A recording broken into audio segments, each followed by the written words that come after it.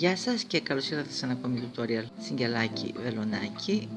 Θα κάνουμε και σήμερα καλαθάκι, γιατί θέλω να σας δείξω μια άλλη βελονιά. Θα σας εξηγήσω πως έχω κάνει το καλαθάκι και γραπτές οδηγίες θα βρείτε στο blog μου.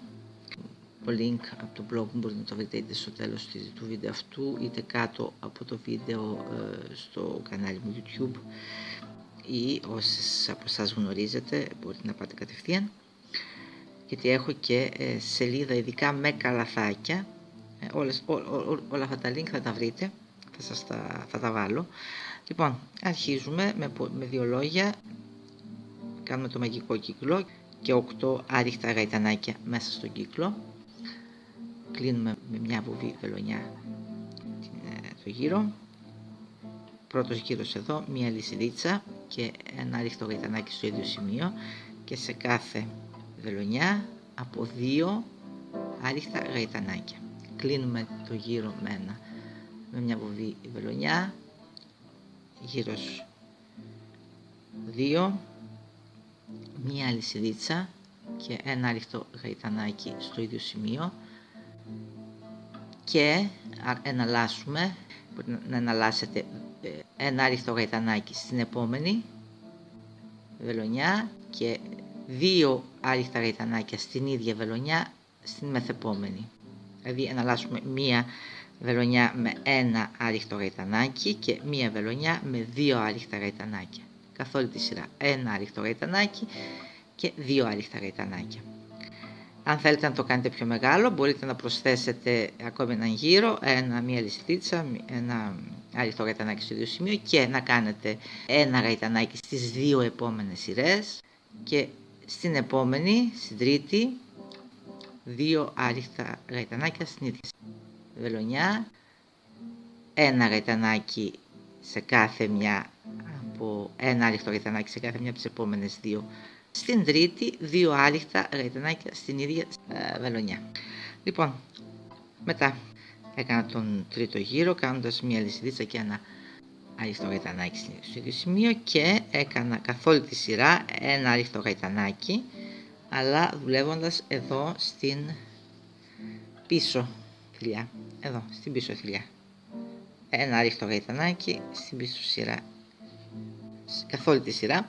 Κλείνουμε με βουβή βελονιά και αρχίζουμε την επόμενη σειρά με μία λυσίδα και ένα άριχτο γαϊτανάκι στο ίδιο σημείο, και καθ' όλη τη σειρά εδώ έκανα ένα άριχτο γαϊτανάκι, απλό άριχτο γαϊτανάκι στην κάθε μία βελονιά. Και μετά το υπόλοιπο καλαθάκι, για όσο θέλετε εσείς το ύψος του, η βελονιά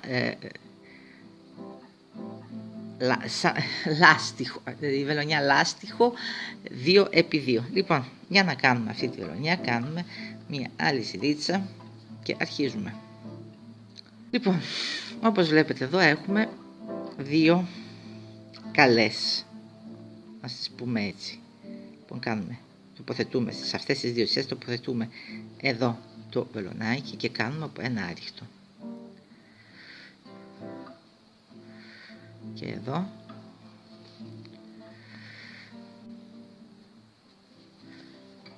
εδώ έχουμε από 2 ανάποδες, ας πούμε.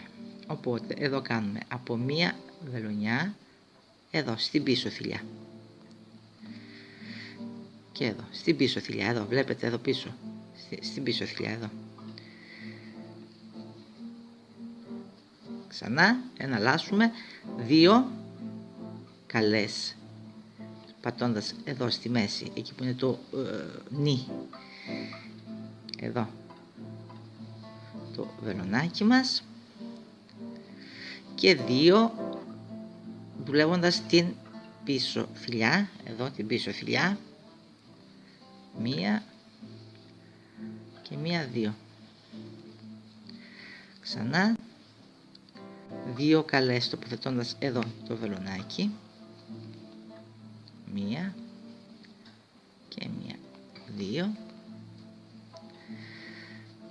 και 2 ανάποδες τοποθετώντας εδώ πίσω, στην πίσω θηλιά. Βλέπετε εδώ έχουμε τις 2 τις θηλιές εδώ στην πίσω. 2 ανάποδες.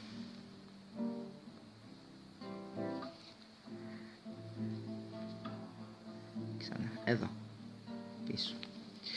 Και τελευταία φορά, για να έχουμε την καλή πλέξη, πατούμε εδώ πέρα, 2 φορές λοιπόν εδώ.